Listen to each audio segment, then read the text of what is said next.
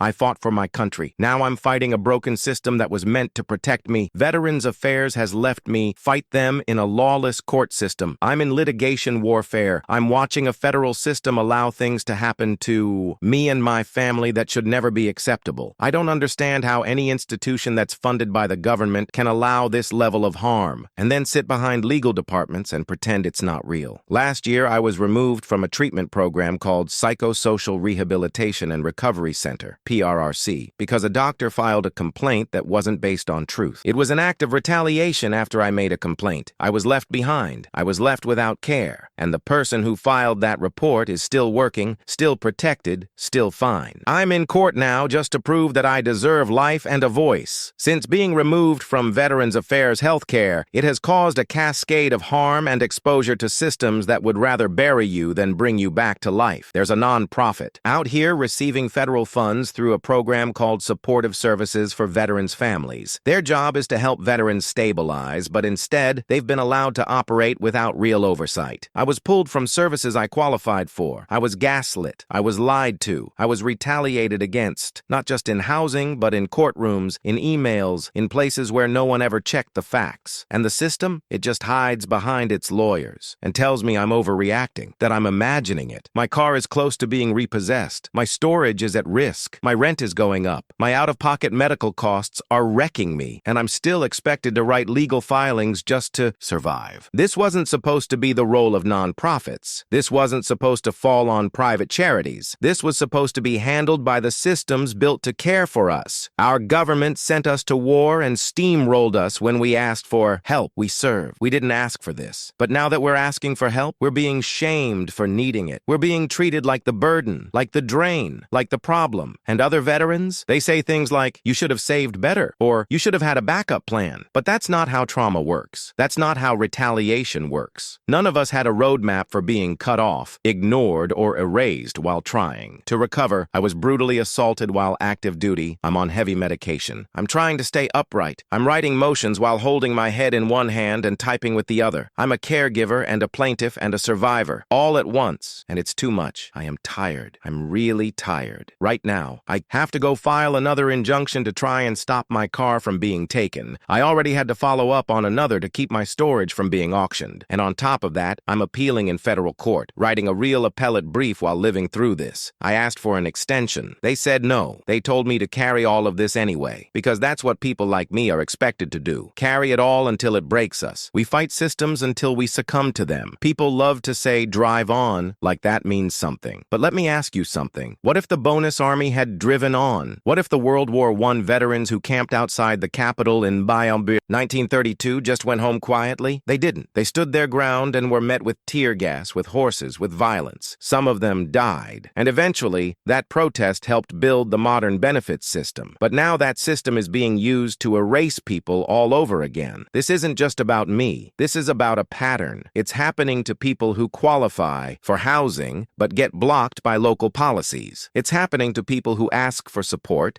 and get retaliated against by service providers who were supposed to help them. It's happening to people who speak up and get called unstable, ungrateful, or worse. In Los Angeles, a group of disabled veterans sued after being shut out of housing that was built on land donated specifically for them. That land was handed to private schools and oil companies while veterans slept in tents outside the gates. They sued under the Rehabilitation Act, and they won. The judge ruled that what happened was unlawful. He ordered real changes: housing, deadlines, accountability. Of course, the government appealed, because every time a veteran wins something real, the system pushes back. But the ruling still stands, and it proves this is not isolated. If that's what it took to get a win on federal land, imagine what's happening to the rest of us. I'm not the only one. I'm just writing it down. This is a system-wide operation of delay, denial, retaliation, and quiet erasure. It's packaged in acronyms. It's buried in policies, and it hurts the most vulnerable people the hardest. Every time we speak, they say we're too much, but I'm still here, and I'm going to keep writing until somebody listens or until they try to erase me for good.